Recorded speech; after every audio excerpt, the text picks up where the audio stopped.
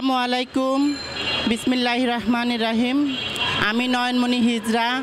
আমি দীর্ঘ অনেক দিন যাবৎ হিজড়াদের পেশায় নিয়োজিত ছিলাম। আমি হিজড়াদের সাথে হাত পেতে খেতাম, কিন্তু আমি 10 মাস যাবৎ আমি হিজড়াদের পেশা ছেড়ে, হিজড়াদের হাত পাতা পন্থা ছেড়ে আমি নিজেকে সচেতন হিসাবে কর্ম করার জন্য, চেষ্টা করার জন্য আমি বেরিয়ে এসেছি হিজড়াদের সংগঠন থেকে।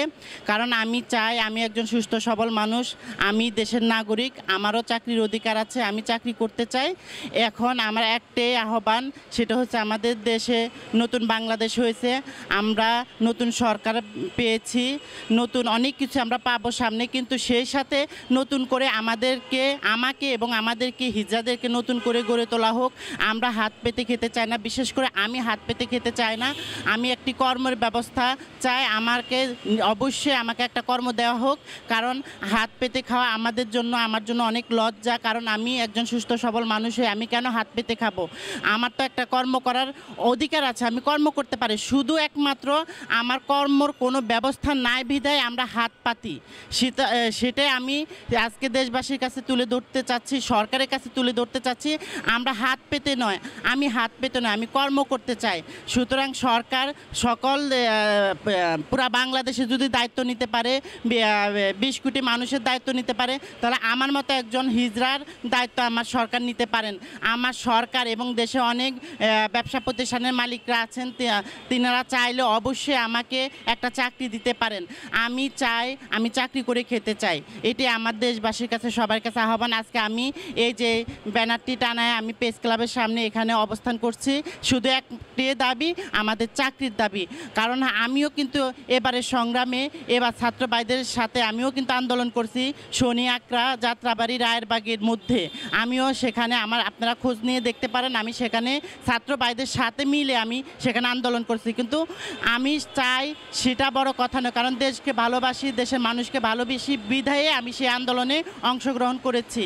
কিন্তু আমি সেই সাথে চাই, আমি যেহেতু দেশের একজন নাগরিক, আমি যেহেতু দেশের একজন মানুষ, আমি মানুষ হিসাবে বাঁচতে চাই, হিজড়া হিসাবে নয়। তবে আমি হিজড়া, যখন তৃতীয় লিঙ্গ আমি স্বীকৃতি আছে আল্লাহর তরফ থেকে, আমি হিজড়া, সেই সাথে আমার সেই বলার অধিকার আছে যে আমি একটা চাকরি করে খেতে চাই, আমি হাত পেতে খেতে চাই না। আমার সাথে আসলে কেউ আসে নাই, কেউ আসতে চায়ও না, কারণ তারা হাত পেতে খেতে চাচ্ছে, খাচ্ছে, কারণ তাদের সেখানে তারা হয়তো ব্যয়বহুল টাকা পাচ্ছে, তাদের অবস্থান সেখানে ভালো, তারা চাকরি করতে চাচ্ছে না। যদি চাকরি করতে চাইতো তাহলে দেশে হিজড়ারা এখনও হাত পাতা হতো না, কারণ দেশের মানুষ হিজড়ারা তাহলে বহু আগের থেকে চাকরির ব্যবস্থা কোনো না কোনোভাবে হতো। যেহেতু হিজড়াদের কোনো আগ্রহ ছিল না, আমি একমাত্র আগ্রহী ব্যক্তি হিসাবে আমি আগ্রহ প্রকাশ করছি চাকরির জন্য। হয়তো আমার দেখা দেখে অনেক হিজড়ারা ইন্সপায়ার হবে, আসতে চাইবে এবং চাকরি করতে চাইবে, কিন্তু আমাদের কোনো মাধ্যম নাই বিধায়, কোনো ওয়ে নাই দেখে তারা চাকরি আসলে চাইতে পারতেছে না। কার কাছে চাবে? যে আমি হিজড়া দল থেকে বেরিয়ে আমি কিন্তু অনেক জায়গায় চেষ্টা করেছি চাকরির জন্য, কিন্তু শুধু একমাত্র আমি হিজড়া বলে, অবহেলিত বলে আমাকে কেউ চাকরি দিতে চায় নাই সবাই। আমি পড়ালেখা করেছি নিউ 10 পর্যন্ত, কিন্তু আমি যেটুকু আমার যোগ্যতা অনুসারে কিন্তু আমাকে মানুষ কর্ম দিতে পারে। একটা মানুষের যার যেরকম যোগ্যতা তার কর্ম সেরকমই হবে। আমি বলতে চাই, আমি এটা বলবো না যে আমার শিক্ষা অল্প, আমাকে অনেক বড় সচিব বানিয়ে দাও, আমি সেটা চাইবো না। কিন্তু আমার যেটুকু যোগ্যতা আছে, আমাকে দেশবাসী চাইলে, সরকার চাইলে অবশ্যই কোনো না কোনো প্রতিষ্ঠানে, কোনো না কোনো জায়গায় আমাকে অবশ্যই একটা কর্মের ব্যবস্থা করে দিতে পারে। তো যাই হোক, একটা কথা আছে, যদি তোর ডাক শুনে কেউ না আসে তবে একলা চলো রে। তো এই কথা স্মরণ করে আজকে আমি একলা চলেছি, আমি প্রেস ক্লাবের সামনে এসেছি, এই ব্যানার নিয়ে আপনাদের মাঝে হাজির হয়েছি। আমি চাই আপনাদের মাধ্যমে আমার একটা ব্যবস্থা হোক।